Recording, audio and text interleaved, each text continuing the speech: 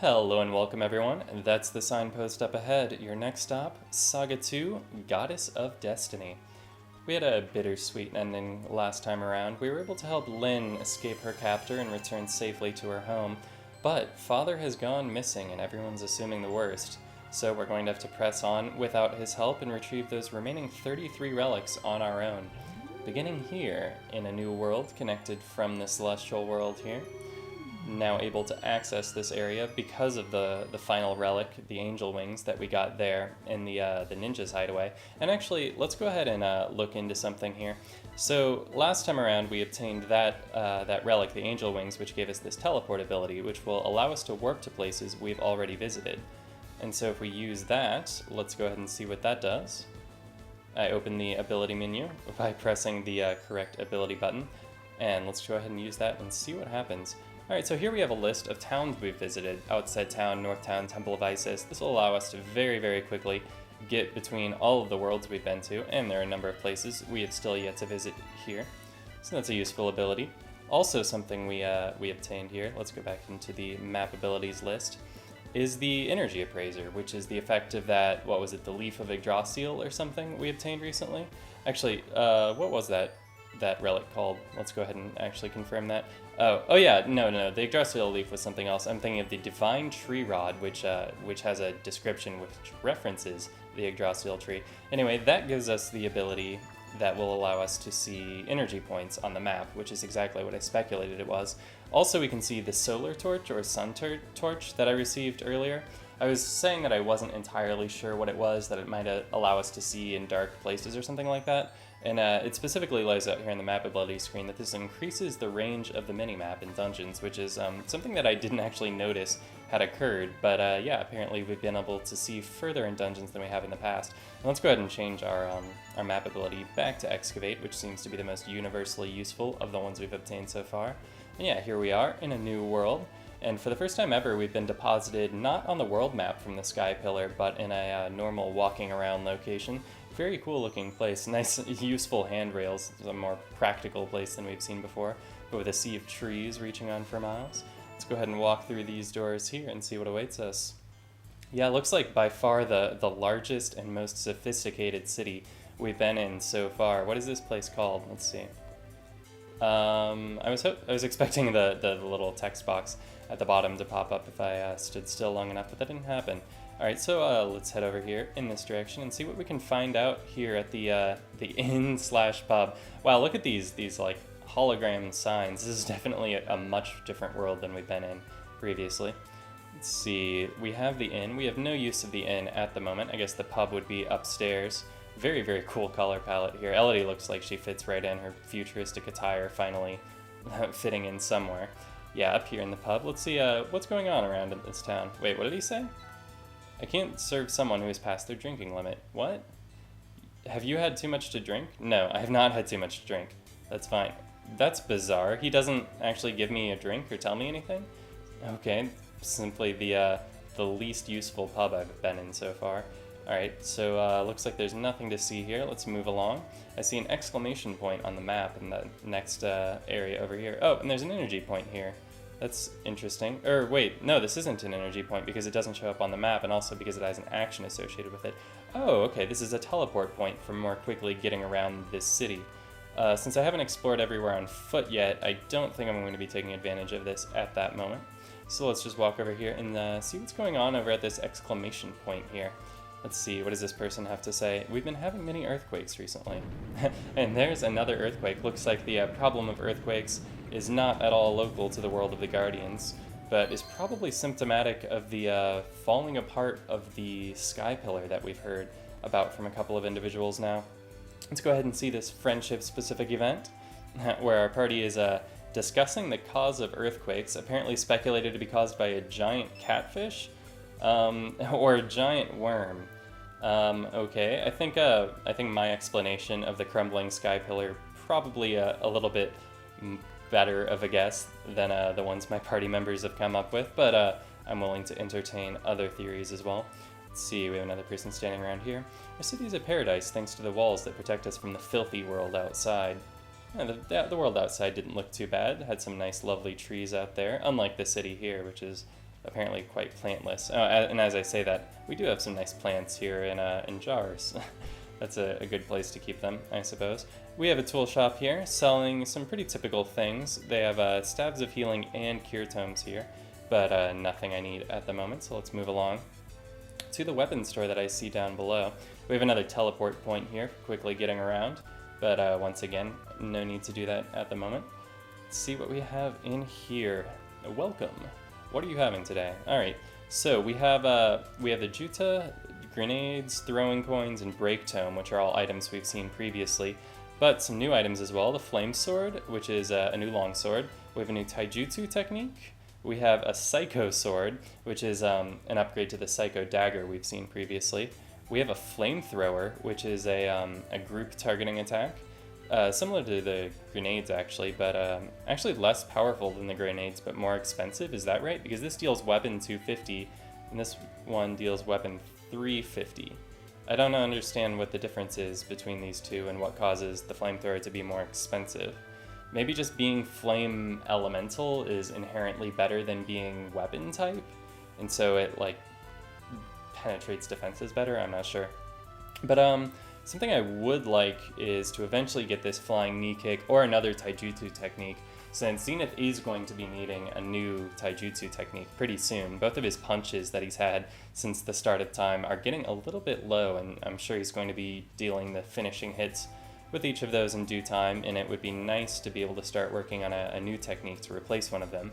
He does have the triple lunge, but that alone is not going to carry him once the punches are gone. Let's see, here we are on another side of this city, which I can see from the text now. It's called Venus's Megalopolis. Let's see, apparently this is an area we don't have permission to access here. Lady Venus does not want us entering this part of the city. That's fine, I have plenty more parts of the city to explore. So let's follow these stairs up and see what's going on this side of town. Let's see, this place reminds me a lot of Esthar from Final Fantasy VII, or rather from Final Fantasy VIII. Both in its size and its color palette, and the fact that it needs this sort of quick travel system. It was more like a monorail sort of transportation than a teleportation in Esthar, but aesthetically a very, very similar city to that. Let's see, we have another weapon store. This one has some similar things in stock. Anything particularly unique? No, it doesn't look like it. It looks like a stock very similar to what we've previously seen in the Guardians Town and also in Restoration Town up in the Sky Pillar. But let's see, we have a pedestrian over here. Looks like one of those bee women that we've seen around. No, it's not actually. It looks like it's an Anubis type guy. The city is vast. When you touch the lights in front of a shop, it'll teleport you to various places around town. How convenient. Oh yeah, it is. It's like an Egyptian looking like jackal person. Okay, and we have another tool shop in addition to the tool shop we've been to previously as well. I guess I'll go down here and check that out. And it looks like there's the place where we entered the city down there. Let's see if the stock here is particularly different than the other tool shop. It's even labeled tool shop number 2. Okay, there is something new. We have a fire shield, which is a shield that provides 80% evasion to all allies. Is that right? A shield containing the spirit of fire. It has a magical barrier that protects against ice. Okay, so maybe this is something that only works against ice attacks, and that explains why it is apparently so much more effective than other shields we've seen. We also have some armor here. We have a biker helmet, a full face helmet designed to protect the whole head, and an armor vest. And we also have some giant items. Actually, the entire stock of the giant store from Giantstown. Seems like this is just like an extremely useful central shopping location, since it reflects the inventories of several previous stores that we've been to, in addition to offering some new items as well. Anyway, these biker helmet and armor vest, though probably better than things we have right now, are a little bit outside of my current price range. So I'm going to take note of their existence and just carry on. Let's see, which way haven't I been yet? I guess I haven't been to the higher level yet. There seem to be stairs both here and down near the entrance. So let's go see what's going on in the town center, which is where it appears this goes. Ah, and it's an escalator even. How convenient. That'll speed up our process a little bit. Let's see up here in the top level of Venus's Megalopolis. Yeah, definitely seeing the utility of those teleport points as long as it takes to walk from place to place here. We have someone who's looking to be a little bit prettier than she is. Apparently, the Lady Venus is a very popular person here. Let's see what's over at this dead end. Anything? Kind of hard to tell with the draw distance. We have a green guy here saying, I heard there's some very filthy rabble that live outside the walls in a cruddy village. Okay. And let's see, looks like one path left to explore here. Another one of these giant doors, which I can only assume from their size are automated, or else I can't imagine we'd be able to pass through them at all conveniently. Alright, looks like we're inside Venus's palace, which is what I guessed that the place with the guards was, considering Lady Venus didn't want us going through there, but it seems more likely that that is actually the passage to the outside of the city, which is a pretty contemptuous place, talking to the people around town here. A lot of this Venus iconography around. Let's see, through these doors here. Yeah, I passed, it looked like an angel and a teacher's pupil, but no one we need the help of at the moment. This is a dump site in that direction. Okay, we do not need a dump at the moment, so we will move along. Let's see, it doesn't appear that there's anything back around this way. But what about in this direction? Just another dump site or something else? Let's see. Looks like we can actually get through that one. But first, let's talk to this person who is a loyal servant of Lady Venus. Okay. Looks like an angel of some kind. Let's see. What do we have up here? Let's see. The ceremonial hall. Very cool location, but it does not appear that there's anything for us to do here right now. So let's move along to the last place we have left to explore in this entire city. It looks like the stairs in the center there. Let's head over there, see if we can perhaps have an audience with the Lady Venus herself. Now, I wonder, was Venus one of the new gods listed in the Guardian's base? I think it was. This is someone who is a little bit similar to ones we've met in the past, Ashura, Apollo, and Odin, who are people we've been warned to look out for, and if nothing else, they're in competition with us for the relics. So probably not people that we can expect a lot of help from in the long term, but with one exception, they haven't been terribly mean to us so far. Alright, and here she is, the lady herself. So you are the ones that rid us of that ugly Ashura. How delightful. I shall permit you to stay in this world. Nevertheless, I don't think there are any relics left here. Ho ho ho ho. We can actually confirm that for ourselves, though.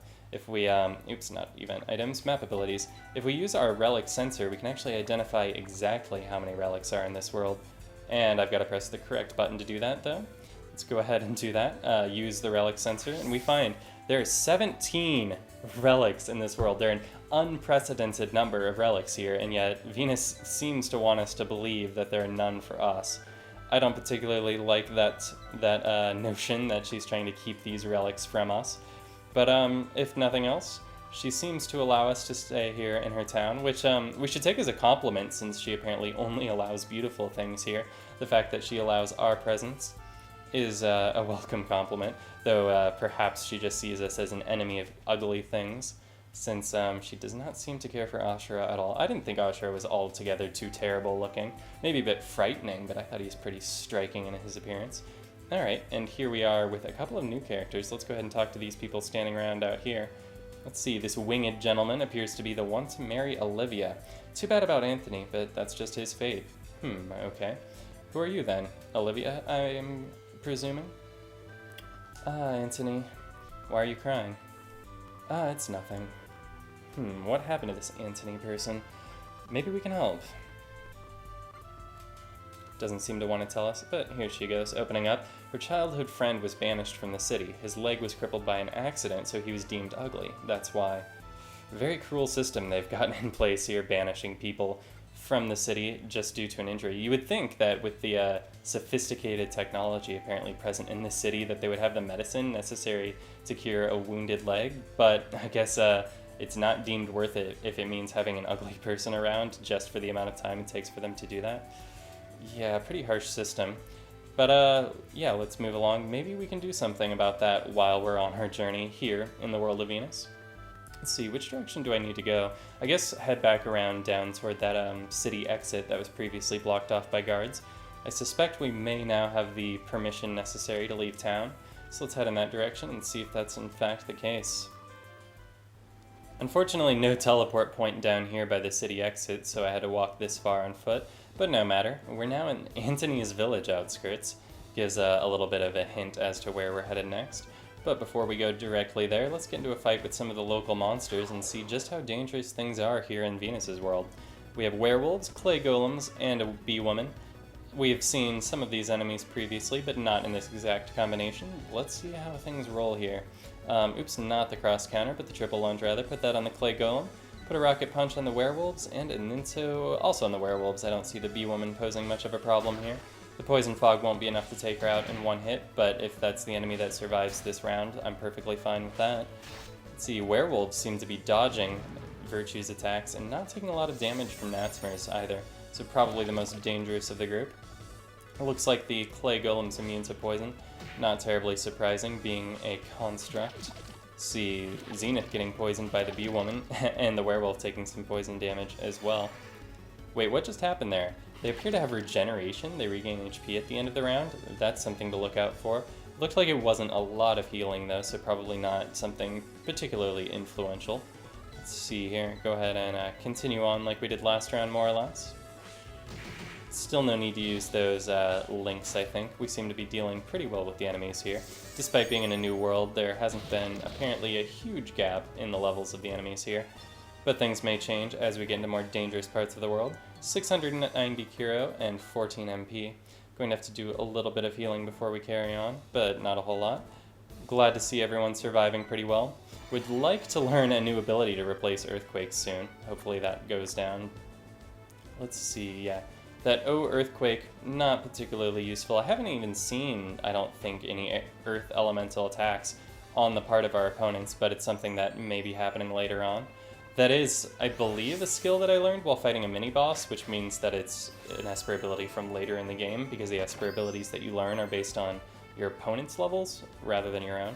Let's see, we obtained explosive photons. That sounds like something dangerous to be carrying around with us. What exactly is an explosive photons? Bombs that destroy and cause massive shockwaves. Wow, enemy group weapon 500? So that's way more powerful than the grenade and the flamethrower we saw in the weapons store back in Venus's town. Let's see, probably something worth equipping to Natsmer here. I'm not actually sure what I want to do with this. I guess I'll replace the more worn of the rocket punches with it. And yeah, and move her other rocket punch to the top of the list. Because I don't want to entirely replace the submachine gun with it. We'll go ahead and put it on top there. And unfortunately, like the submachine gun, it doesn't have a weapon type associated with it, so she's not going to be improving her handling skills at all by using that. But nonetheless, having a second character able to target groups has been very, very useful to me. So I don't mind Natsmer using that kind of weapon as well, in addition to guns. Let's see, that looks like another werewolf group. Let's see if there are any other unique enemies in this area for me to fight. What do we have over here? This looks like a flying enemy, probably just poltergeists like we saw in the previous world. Or apparitions, rather. Yeah, apparitions, shiitake mimics, and pixies, or sprites, rather. Yeah, nothing we haven't seen before, but we've never seen multiple sprites in the same place. Hopefully they won't cause too many problems for us. Actually, let's try out this explosive photons. Man, it looks like a potato masher. We'll go ahead and toss that over on those sprites, and we'll put a Virtue on the apparitions, since I've had problems with them in the past. Fortunately, despite having multiple types of enemies capable of casting sleep in this enemy group, they seem to be targeting Virtue with it, despite his immunity. They'll never learn. Alright, unfortunately one of the apparitions did decide to use Drain, which is the most annoying thing he can possibly do. Dealt a lot of damage to Elodie. And they're poisoning Zenith, which is a lot less of a problem for me than them putting him to sleep, so I'm perfectly fine with that. Also fine with them casting Cure on the first turn. Let's see how the Poison Fog goes over. Nothing immune to it here, so it seems like a pretty good use of my turn. Let's see, Zenith managing to recover from the poison. Mushroom not as lucky, nor the apparition. Let's try to finish things up in this round here. Usual stuff though. We'll put the Ninto on the sprites. Natsmer asleep, so unable to use those explosive photons this turn. And the sprite putting her deeper into that sleep. That's okay though. As long as they're just going to be wasting their turn, I have no complaints. She is awake now, though, so she will be able to act next turn, if there is actually a next turn. But the Poison Fog manages to wrap things up, so there is not. We have an agility increase for Zenith and 800 Kiro plus 14 MP. And just up ahead, we have what appears to be Antony's town. I'll have to check that one out next time. Thanks a lot for watching, and I will see you then.